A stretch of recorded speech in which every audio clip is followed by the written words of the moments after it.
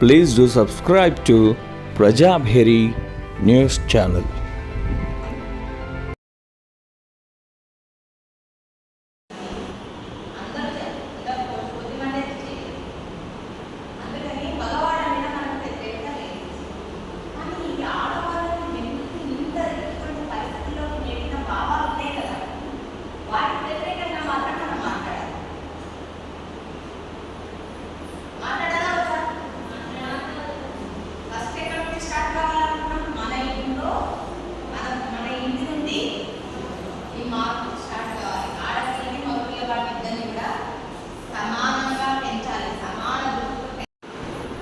ఈరోజు అఖిల భారత ప్రజాతంత్ర మహిళా సంఘం ఐద్వా నిజామాబాద్ జిల్లా కమిటీ ఆధ్వర్యంలో ఇక్కడ మహిళలకి రాజకీయ శిక్షణ తరగతులు అనేది ఇవ్వడం అనేది జరుగుతూ ఉంది.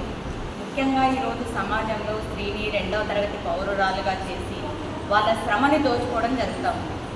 ప్రభుత్వము అనేక పథకాలు పెట్టి ఆశా వర్కర్లు, అంగన్వాడీలు, హెల్పర్స్, అదే రకంగా గౌరవ వేతనం పేరుతోటి వీళ్ళ శ్రమని చాలా తక్కువ ధరకి దోచుకోవడం అనేది జరుగుతుంది.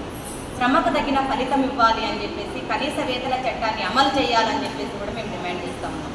అట్లాగే ఈరోజు అనేక రకాలుగా జిఎస్టీ పేరుతోటి రకరకాలుగా పన్నులు పెంచడం ద్వారా ఆహార సరుకుల ధరలు ప్రజలకు అందుబాటులో లేకుండా రోజు నిత్యావసర ధరలు పెరగడం వల్ల ఒకవైపు చేద్దామంటే పని లేదు, రెండో వైపు తెచ్చుకోవడానికి కావాల్సిన ఆహార ధాన్యాలు కూడా రాక అప్పుల ఊబిలో కూరుకుపోతున్నటువంటి పరిస్థితి ఈరోజు.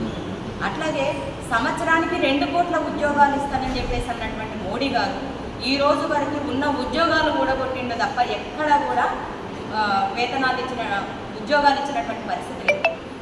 ఇప్పటి నుండి కరోనా టైం వరకల్లా 85 లక్షల మందికి ఉన్న ఉపాధిని ఊడగొట్టినటువంటి చరిత్ర ఒక మోడీ గారికే దక్కింది.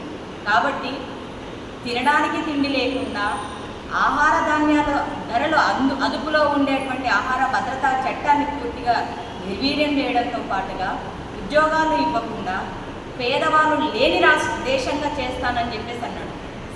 ప్రతి ఒక్కరి అకౌంట్లో 15 లక్షల రూపాయలు వేస్తానని చెప్పిండు. నల్లధనాన్ని ఇండియాకి తీసుకొస్తానని చెప్పిండు. అట్లాగే ఈ దేశంలో 2022 సంవత్సరానికి ఎవరికి కూడా ఇల్లు లేని పేదోళ్ళని చూడలేను అని చెప్పేసి అన్నాడు. కానీ ఇవేవి కూడా అమలు చేయకుండా ఈరోజు ప్రజల మీద భారాలు వేస్తూ బాగా డబ్బు ఉన్నటువంటి వాళ్ళకి వేల కోట్ల రూపాయలు రాయితీలు ఇవ్వడం అనేది జరుగుతుంది. ఇటువంటి విషయాల మీద అవగాహన పెంచుకొని ఈ ప్రభుత్వం అనుసరిస్తున్నటువంటి ప్రజా వ్యతిరేక విధానాలకు వ్యతిరేకంగా మహిళల్ని చైతన్యం చేయడం కోసం ఈరోజు క్లాసులు నిర్వహించడం జరుగుతూ ఉంది. రాష్ట్ర వ్యాప్తంగా కూడా ఈ క్లాసులు జరుగుతూ ఉన్నాయి అన్ని జిల్లాలలో. అందులో భాగంగానే ఈరోజు నిజామాబాద్ జిల్లాలో ఈరోజు 2 రోజులు కూడా మహిళలకి ఈ చైతన్యాన్ని నిర్వహించేటువంటి క్లాసులు నిర్వహించడం జరిగింది.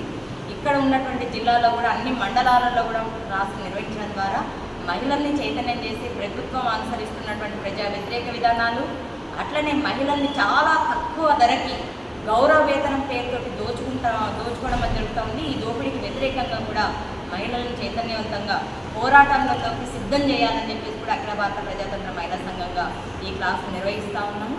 అన్ని చోట్ల కూడా జయప్రదం చేయాలనేసి మహిళా కార్యకర్తలను కూడా విజ్ఞప్తి చేస్తాం.